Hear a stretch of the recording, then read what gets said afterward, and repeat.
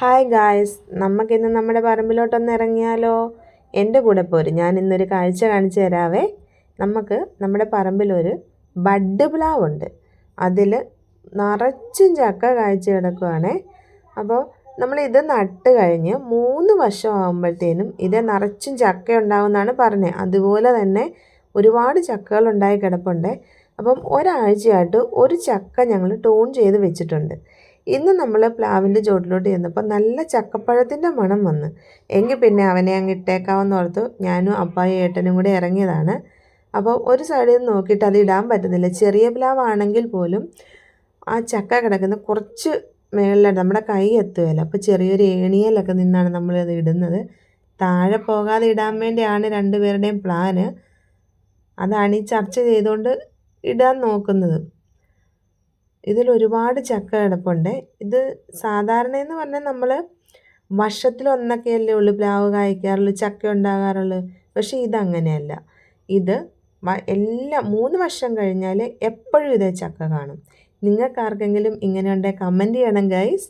അപ്പം ഇതാണ് നമ്മളിട്ട ചക്ക. അപ്പോൾ ഇത് നമുക്ക് മുറിച്ച് നോക്കിയാലോ? അപ്പോൾ അതെടുത്തുകൊണ്ട് വരുന്നുണ്ട്. അങ്ങനെ വരുന്ന വരവിനാണ് ഞാൻ വീഡിയോ എടുത്തുകൊണ്ട് നിൽക്കുന്നത് കണ്ടത്. ഇപ്പോൾ 2 പേരുടെ കമൻറ്റൊക്കെ അടിച്ച് പോയിട്ടുണ്ട്. നമുക്കിത് മുറിച്ച് നോക്കാം, എങ്ങനെയുണ്ടെന്നറിയണ്ടേ. മുറിക്കുമ്പോൾ നല്ല മണമാണേ. അപ്പം നമുക്കിതൊന്ന് ടേസ്റ്റ് ചെയ്യണ്ടേ. ഇത് കണ്ടോ, നല്ല മഞ്ഞ കളറാണ്. ഇത് കണ്ടിട്ട് തന്നെ കൊതി വരുന്നുണ്ട്. ഇവിടെ കൊതി പിടിച്ച ഒരാൾ നിൽപ്പുണ്ട്. അപ്പം മുറിച്ച് ആ കയ്യിലോട്ട് കൊടുത്താൽ പറഞ്ഞു ഇത് എടുക്കാൻ പറ്റുന്നില്ല, അപ്പോൾ ഒന്നുകൂടെ മുറിച്ച് തരാൻ പറഞ്ഞു. വേഗം മുറിക്കെന്നും പറഞ്ഞ് ഏട്ടനാണ് ഇവിടെ ധൃതി വെച്ചോണ്ട് നിൽക്കുക. അപ്പോൾ അപ്പം അത് മുറിക്കുകയാണ്. അപ്പോൾ ഇവരിനി കഴിച്ചിട്ട് എങ്ങനെ ഉണ്ടെന്ന് നമുക്ക് അഭിപ്രായം അറിയണ്ടേ.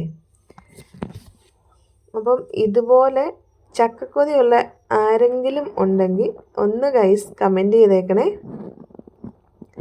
അപ്പോൾ കഴിക്കാൻ കൊടുത്തിട്ടുണ്ട്, എന്താ പറയുന്നത് നമുക്കൊന്ന് നോക്കിയാലോ.